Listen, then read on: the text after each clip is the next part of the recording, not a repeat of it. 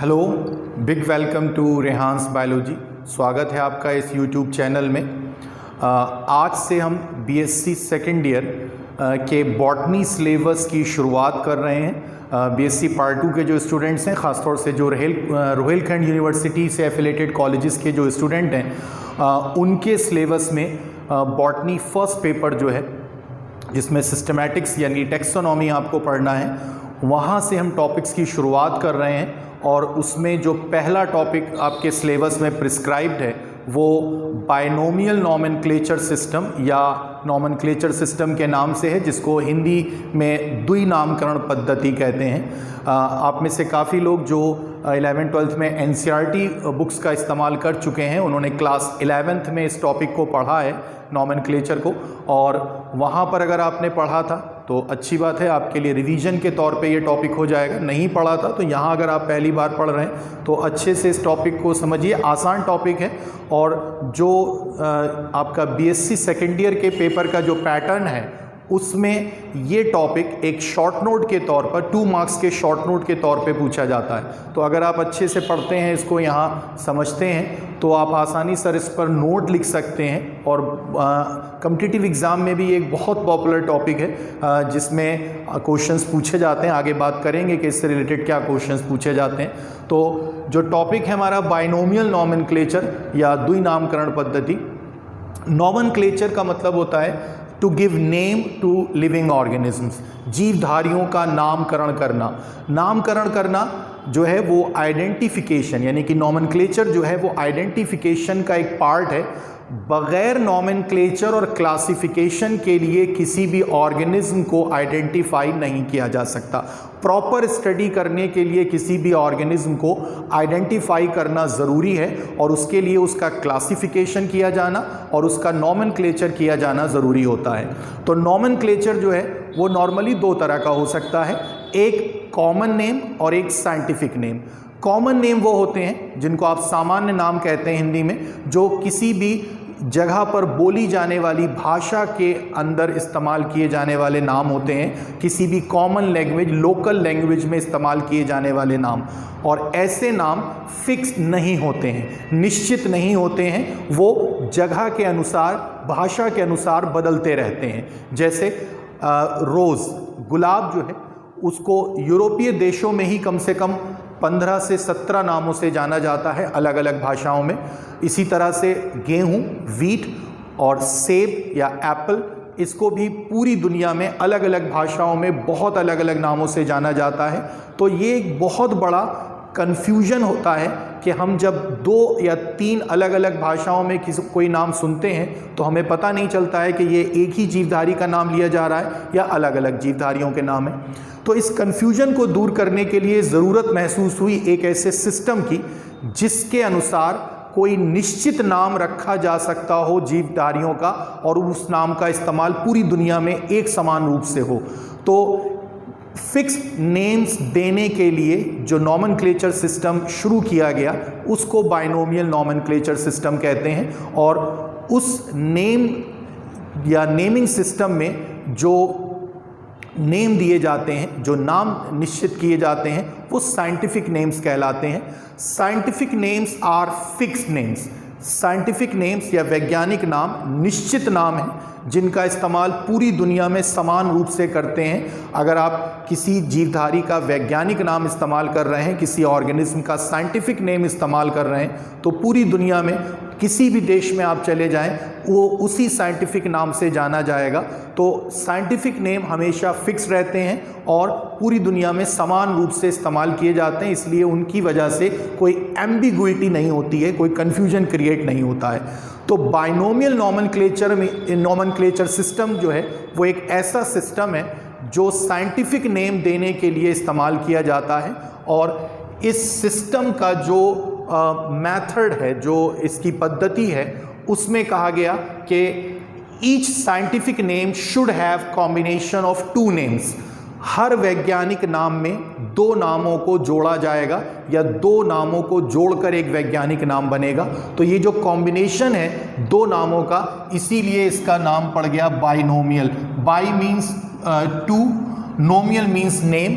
तो किसी भी जीवधारी का अगर आप वैज्ञानिक नाम देख रहे हैं तो वो नाम एक्चुअली दो नामों से मिलकर बना होता है, इसीलिए ये बाइनोमियल सिस्टम भी कहलाता है। अब इन दो नामों में से किसी भी साइंटिफिक नेम में इस्तेमाल किए जाने वाले दो नामों में से पहला नाम जीनस का नाम होता है जिसको जेनेरिक नेम कहते हैं, और दूसरा नाम स्पीशीज का नाम होता है जिसको स्पेसिफिक नेम कहते हैं। इसका मतलब होगा कि बाइनोमियल नॉमेनक्लेचर सिस्टम के अकॉर्डिंग हर साइंटिफिक नेम में एक नाम जीनस का होगा और एक स्पीशीज का होगा। केवल जीनस के नाम से कोई नाम नहीं पहचाना जा सकता और केवल स्पीशीज के नाम से भी कोई नाम नहीं पहचाना जा सकता। जब तक आप दोनों नाम एक साथ नहीं लिखेंगे तब तक पहचान नहीं हो सकती है। फॉर एग्जाम्पल के तौर पर अगर आपसे कहा जाए सोलेनम, अब ये एक जीनस का नाम है, हमें नहीं पता है कि ये किस प्लांट की, एक्चुअली एक प्लांट की जीनस है तो हमें नहीं पता है कि ये किस प्लांट की जीनस की का नाम है, क्योंकि हमें केवल जीनस का नाम दिख रहा है। इसके 700 से ज़्यादा स्पीशीज़ हैं, तो आप जब तक इसकी किसी स्पीशीज़ का नाम नहीं लिखेंगे तो तब तक आप नहीं पहचान सकते हैं। जैसे अब हम यहाँ स्पीशीज़ का नाम अगर लिखते हैं, सोलेनम ट्यूबिरोसम, तो अब हमें पहचान हो जाएगी कि ये एक्चुअली पोटैटो का बॉटनिकल नेम है, ये आलू का वैज्ञानिक नाम है। या एक और नाम है इसी तरह से, फिर से हम लिखते हैं सोलेनम। अभी भी हम नहीं पहचान सकते हैं किस पौधे की बात हो रही है, लेकिन जैसे ही आप यहाँ पर कहेंगे स्पीशीज़ का नाम लेंगे नाइग्रम, तो मकोई की, ये एक वाइल्ड प्लांट है, उसका नाम है। तो जब तक आप दोनों नाम नहीं लिखते हैं तब तक हमें नहीं पता चलता है कि किस जीवधारी की बात हो रही है। लेकिन जब आप दोनों जीनस और स्पीशीज़ दोनों नामों का इस्तेमाल करते हैं तो ये कन्फर्म हो जाता है कि आप जिस पौधे या जंतु की बात कर रहे हैं वो कौन सा है। ये आपके सामने कुछ नाम हैं, जैसे मैंजीफेरा इंडिका, मैंगो का ये साइंटिफिक नेम है। पैंथेरा लियो, ये लॉयन का साइंटिफिक नेम है। तो चाहे वो किसी एनिमल का साइंटिफिक नेम हो या किसी प्लांट का साइंटिफिक नेम हो, वो बाइनोमियल नॉमेनक्लेचर सिस्टम के अकॉर्डिंग अगर लिखा गया है तो वो दो हिस्सों में होगा। पहला पार्ट डेफिनेटली ये वाला हिस्सा जीनस का नाम है, और जो इसका दूसरा हिस्सा है ये इसकी स्पीशीज़ का नाम है। तो हर साइंटिफिक नेम में पहला पार्ट जेनेरिक नेम यानी कि जीनस का नाम होगा और दूसरा पार्ट स्पेसिफिक नेम या स्पीशीज़ का नाम होगा। अब ये आपके लिए एक इम्पॉर्टेंट पॉइंट है, ये अक्सर ऑब्जेक्टिव क्वेश्चन कॉम्पिटिटिव एग्जाम में पूछा जाता है, who proposed binomial nomenclature system. तो ये आपके लिए एक इम्पॉर्टेंट पॉइंट है, याद रखिएगा। कार्ल लीनियस साहब का नाम याद रखिएगा। कार्ल लीनियस साहब ने पहली बार ये बाइनोमियल नॉमेनक्लेचर सिस्टम जो है वो प्रपोज किया था, और उसके अलावा उन्होंने पहली बार एक आर्टिफिशियल क्लासिफिकेशन सिस्टम भी प्रपोज किया था फॉर प्लांट्स, जिसमें उन्होंने पहली बार कोशिश की थी साइंटिफिक वे में प्लांट्स को क्लासिफाई करने की। और ऐसे ही अपने बहुत सारे कॉन्ट्रीब्यूशंस की वजह से उनको फादर ऑफ टैक्सोनॉमी भी माना जाता है। टैक्सोनॉमी वो ब्रांच है बायोलॉजी की जिसमें क्लासिफिकेशन और नॉमेनक्लेचर की स्टडी करते हैं। तो ये भी एक अच्छा ऑब्जेक्टिव क्वेश्चन का पॉइंट है कि who is considered as father of taxonomy. तो कार्ल लीनियस जो है उनको फादर ऑफ टैक्सोनॉमी माना जाता है, और उनका एक बहुत बड़ा कंट्रीब्यूशन जो है टैक्सोनॉमी में वो बाइनोमियल नॉमेनक्लेचर सिस्टम है। लीनियस से पहले भी कुछ लोगों ने इस्तेमाल किया था इस तरह का सिस्टम, लेकिन वो बहुत ज़्यादा साइंटिफिक सिस्टम नहीं था और उसके रूल्स और रेगुलेशंस जो थे वो भी बहुत क्लियर नहीं थे। लेकिन जब कार्ल लीनियस साहब ने ये बाइनोमियल नॉमेनक्लेचर सिस्टम प्रपोज किया तो उसके साथ में कुछ रूल्स दिए, वो आज भी इस्तेमाल होते हैं, और वो पहला एक साइंटिफिक सिस्टम था जिसमें कि नेमिंग करने का यानी कि नॉमेनक्लेचर का जो है कोशिश की गई प्लांट और एनिमल्स के लिए। एक और आपके लिए पॉइंट है, इसको भी याद रखिएगा। ये बुक का नाम है स्पीशीज़ प्लांटेरम। कार्ल लीनियस साहब की ये बुक है स्पीशीज़ प्लांटेरम, 1753 पब्लिकेशन उसका ईयर है, इस ईयर में ये पब्लिश्ड हुई थी। और इसी बुक में फर्स्ट टाइम कार्ल लीनियस साहब ने बाइनोमियल नॉमेनक्लेचर सिस्टम जो है वो प्रपोज किया था। तो ये बुक जो है वो उसका नाम आपको याद रखना है, क्योंकि बीएससी लेवल पर भी जो ऑब्जेक्टिव क्वेश्चंस आते हैं तो अक्सर उसमें ये पूछा जाता है पॉइंट कि किस बुक में कार्ल लिनियस साहब ने जो है बाइनोमियल नॉमेनक्लेचर सिस्टम अपना प्रपोज किया था। तो स्पीशीज प्लांटेरम याद रखिएगा। ये बुक इस डेट में पब्लिश हुई थी 1 मई 1753। तो ये बिगिनिंग डेट मानी जाती है बाइनोमियल नॉमेनक्लेचर सिस्टम की। काफ़ी सारे कॉम्पिटिटिव एग्जाम में ये क्वेश्चन पूछा गया है कि which is the starting date for binomial nomenclature system. तो 1 मई 1753 वो डेट है जिस दिन बाइनोमियल नॉमेनक्लेचर सिस्टम शुरू हुआ था, क्योंकि इसी दिन स्पीशीज प्लांटेरम बुक पब्लिश हुई थी कार्ल लिनियस साहब की, जिसमें ये सिस्टम प्रपोज किया गया था। तो आपके लिए ये भी एक इंपॉर्टेंट पॉइंट है ऑब्जेक्टिव क्वेश्चन के लिए कि which is the starting date for binomial nomenclature system.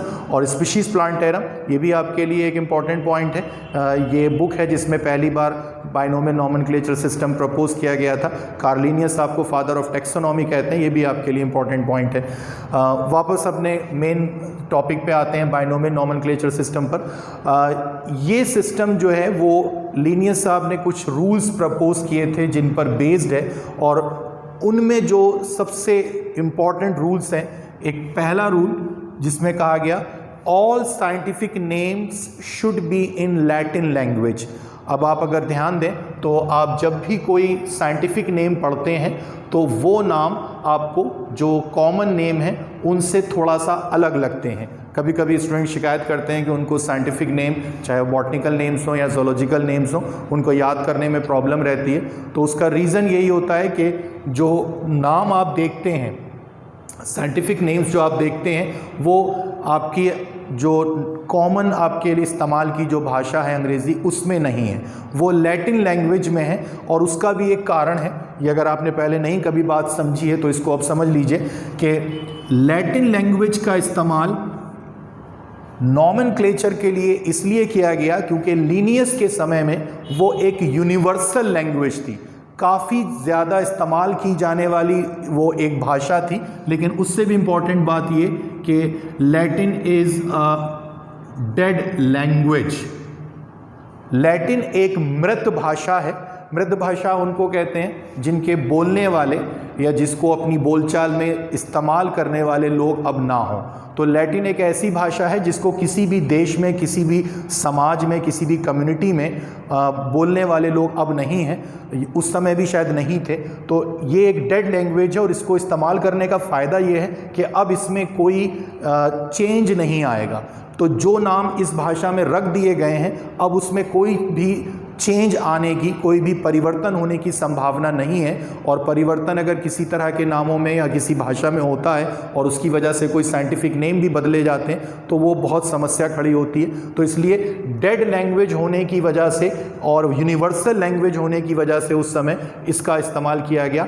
अगर आप कोई नया पौधा या जंतु खोजते हैं और उसका डिस्क्रिप्शन लिखने के बाद, उसका क्लासिफिकेशन तय करने के बाद उसका नाम रखते हैं, लेकिन लैटिन भाषा में नाम नहीं रखते हैं, तो वो आपका डिस्क्रिप्शन और क्लासिफिकेशन और जो आपने नेमिंग की है वो वैलिड नहीं होगी, मान्य नहीं होगी जब तक आप उसको लैटिन लैंग्वेज में नहीं लिखेंगे।